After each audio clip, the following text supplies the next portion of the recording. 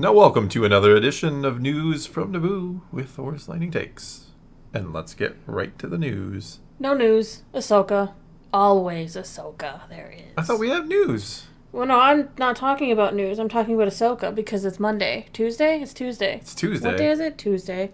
Didn't the actors strike or writers strike potentially maybe get a resolution? It kind of did, but they're not fully resolved yet, so I'll save it for tomorrow. All right, well, we should know that there is a possible thing, and we should let people know, Yes. There's a possibility. Possibly the writer's strike has ended.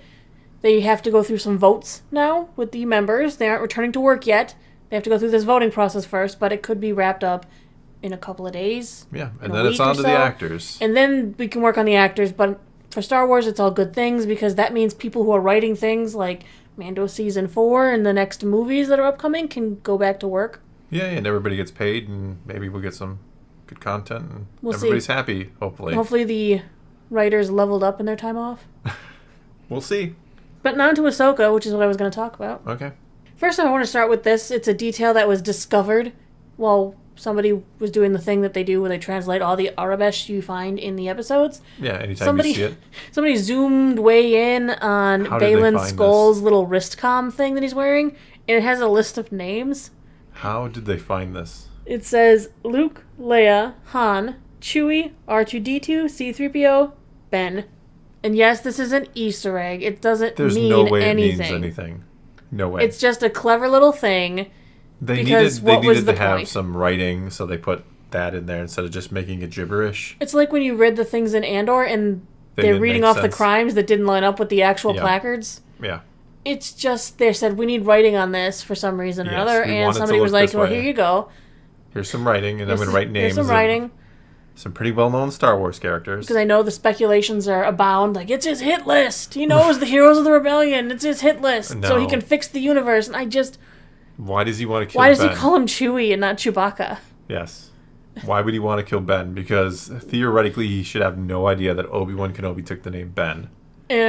Or else he wants to kill a 4-year-old. He wants to kill young Ben Solo. Which, I mean, it undoes the sequel, so good luck to him. Good luck, buddy. Do it.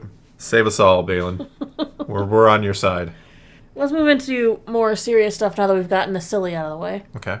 And yes, I was just advocating killing a child, wasn't I? That's what you do.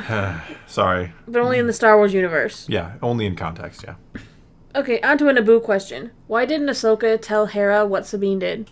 Like, she told her, like, oh no, Sabine went with them, but she's making it sound like she was, like, kidnapped. Not that Sabine literally, like, handed it over, which is what she saw happen. Instead, she asks Huyang about it. Huyang, who has proven throughout time that he don't give a F about Sabine. Well, he gives one, but he just doesn't think highly of her. No, he doesn't think highly of her, so he's probably like, of course she did. She's weak. What? She's not a real Jedi. A real Jedi wouldn't have. Mm-hmm. And I'll be sure to tell her that when we meet again. But why in the world? She sits there and she has this deep conversation with Huyang about why did she do it when the answers were right in front of her. Ask Hera. I think she doesn't tell Hera because she doesn't want Hera to come along, for one. Well, that sounds petty. And, like, worry. No, but I mean, I think it's more for Hera's sake than it is Sabine's. But if she really wanted to know why Sabine did it, why not ask Hera? Hera would have an answer. Hera could have told her why. Well, she already knows. She already knows it's Ezra. I mean, it's not like Ahsoka wouldn't know that. I mean, they went looking one time before. It's important to know your friend is going to come back a war criminal. Well, I mean, she's going to be responsible to a large degree for the return of Thrawn. That's what Thrawn even said. Yeah, he does question her, like, wow, I can't believe you risked the whole galaxy to some Jedi you are. You sure you smelled Jedi on this one? Yeah, the other one sacrificed himself to some Purgle to drag me out here. This one's like, I missed my friend. Like Sith. That's a Sith smell right there. Selfish. Yeah. Yeah, I've been questioning that since I remember that scene. I'm just like, why? I feel like she should have had this conversation with Hera. It would have been better than coming from the mechanical man who's just guessing at motives. The mechanical man? Is that what we're calling him? He hasn't known her nearly as long as Hera has. Sure. Hera was family. Hera could sympathize and explain things in a way that would be better, I think. But plus, Ahsoka giving knows. her more characterization and screen time wouldn't be a bad thing. Even talking to her about Huyang doesn't make sense because Ahsoka knows exactly why she did it. She wants to get Ezra back. She even lectured her about having to do the greater good and do the right thing when the time comes. You have to destroy the map. And she knew. She already knew Sabine was. So it was just a dull conversation to take up time when everyone already knew why It's a everything boring happened. conversation anyway. It kind of was. It was to take up time. It was to remind. They had heard people saying about Book of Boba Fett didn't have Boba Fett in a couple episodes. So you know what they did? Well, we got an episode that doesn't have Ahsoka in it. So we're going to give you 5 minutes of Ahsoka. But this leads me into the next part of my queries. Some people don't like Ahsoka. Sure. Okay? And then there's people who, almost like me. I've been liking the show, but I am having a problem with the sense of urgency. Nothing feels important in a time frame sensibility. Well, it doesn't when you can't get a grasp of time either. That doesn't necessarily Right, help. because we figure from the Mandalorian and possibly the timelines, how long was Morgan Elspeth in Republic jail before Baylan came to get her? Nobody How knows. long was Ahsoka kind of playing around before she went to get the map? That's a good question. Like, she seems to There's run no into sense Morgan of urgency. in season 2 of the Mando. Mm-hmm. In episode 5, she interrogates her, quote unquote, does something to get that information out of her. What does she do with that information then? Why does it seem to take her so long to just find go the and map? get it. I mean, she might still have information to decipher. She Well, might sure. not have gotten a clear-cut answer. She may have got a planet from Morgan name, Elspeth, and seeing then- as Morgan is a Night Sister. We know she's got power. She definitely could have tried to withhold information. Well, yeah. Well, Ahsoka made it sound like she did something unsavory, shall we say, to get that information. She got it out of there any way she could. Mm-hmm. She, she pulled it out of there.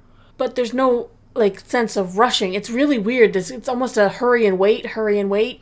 Well, that's the thing. There's been I mean, we knew that they're deciphering the map on this planet, but it seems to be taking forever. Like, literally, we're watching them week after week. They were sitting on this planet deciphering the map for the like a couple pacing weeks. on the show has not been great. Hera's calling for troops like it's important, like we gotta get this done now, gotta go. But everyone else is taking their time.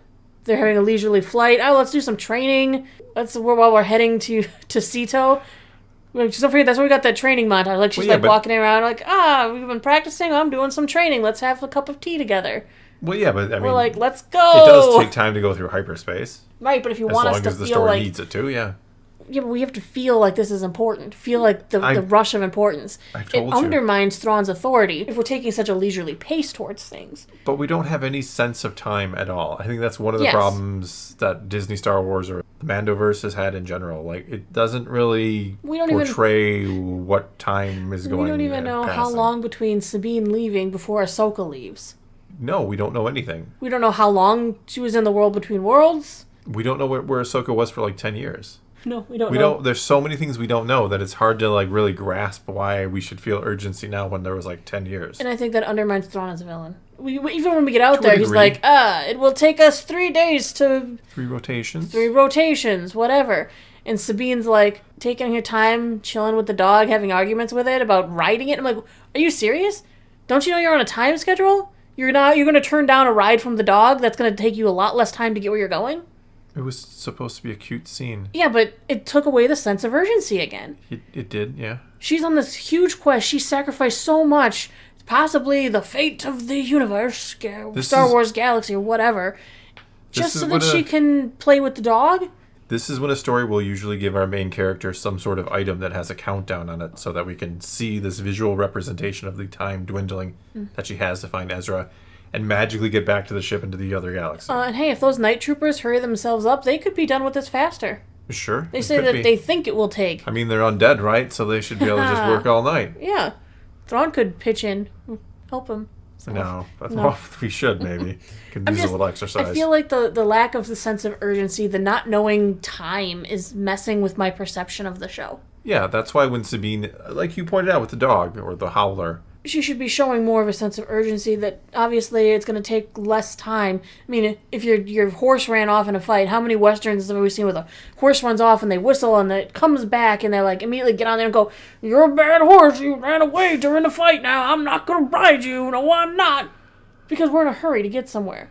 Yeah. And you should be prioritizing your mode of transportation over, I need to make a point with my cute new friend. yes, as I've said, the pacing, the sense of time, these have been flaws with this show, definitely. Like, Sabine doesn't seem to care that she doesn't have a means by which to get back other than via Thrawn. She has no way of knowing that Ahsoka's going to figure out to ride a Purrgil on in. There's no idea Ahsoka's going to get there, you're right. No, she has no reason to believe Ahsoka is going to get there. I mean, she might guess the Purrgil could help, but if she already thought that, why didn't they try the Purrgil before? Does she I don't even know. honestly have a plan on getting back? No, that's the problem. She's just like, okay, like... She just thinks she's going to live there with Ezra? And then it's like, they get there, and Ezra's like, well, we got to help the people pack up and move on our way. And Sabine's like, yeah, I'll help. It's like, she should be like, no, but we got to find a go. way back. If we're leaving, we got to go. Yeah, like, we aren't actually... I know she doesn't want to probably talk have to about it. Thrawn a little bit or sneak on board somehow. Yeah, she needs to tell Ezra, like, again, that's another lack of... Does she just plan on not leaving? Maybe. I mean, I don't think that's the plan. But I don't know what the plan is, because she's just like, we find Ezra, and it's like, okay, I'll help you pack up the village, and I'm not going to tell you right now that we need to hurry, because otherwise we're going to be stranded here. Still. Forever, for you. yeah. Yeah. No, I agree. Until Hera figured out how to find us. Yeah, there's certainly been issues. Again, pacing and urgency. Yeah, that's what I found right now, and I think to be my biggest gripe, is I don't have any sense of time or sense of urgency, and it lessens the plot thread. Yeah. It's hard to think things that are happening are important when everyone can take their time. Yeah, when you can have an argument with the Howler. Yeah, when you can sit there and have an argument with the Howler. But Instead of prioritize the fact that you need speed and you need this mount. Yeah, enjoying the show, but definitely could have been tightened up in a few places. And not just like nitpicky. Like, these are things that really probably should have been tightened up. No, what should have happened is she should have rolled the Howler till it's near exhaustion. Yep. She could have gotten off him and that's where she could have her bond when she's like, no, we'll walk for a while. You need, I'll need your strength. And then they could have bonded a little bit on the walk before she rode off on it again. You just made it better. Right, because now we're like, okay, she's rode this animal near to death, and she has the courtesy to stop and go, okay, we're going to walk for a little bit while you catch your breath again. Yeah. And that's when they could make little chummy friends. Or they find some water, like, okay, drink, and then I'm going to need you, because you need your strength, but we're going to need to keep going. I'm sorry. Instead, she's mad because he didn't stay and get killed by the bad guys. Yeah, and then she's not going to Bad fight Howler. him. Despite, yeah, we talked about it. Yeah. Yeah, but no, you're right. That could have made it better. That's just something that I was thinking about when I was out and about today. At work, when you should be working. Work when I should be working, when I'm thinking Should be helping people. Star Wars with their conversations banking to needs. have. You're not busy all the time. No, I know you're not. Not everybody needs banking advice every minute of every day. No. But anyway, that's all we got for you this time. Now it's your turn to take to the comments below and tell us what you think of that writing on Baylan's wrist. Probably nothing, but maybe... Probably nothing. Probably it's nothing, let's It's be nothing. honest. And tell us what you think about the sense of urgency. Have you noticed that it doesn't seem like we have any sense of it at all? Whatever the case may be, leave those comments below. Let's talk some Star Wars, and until next time, thanks for watching.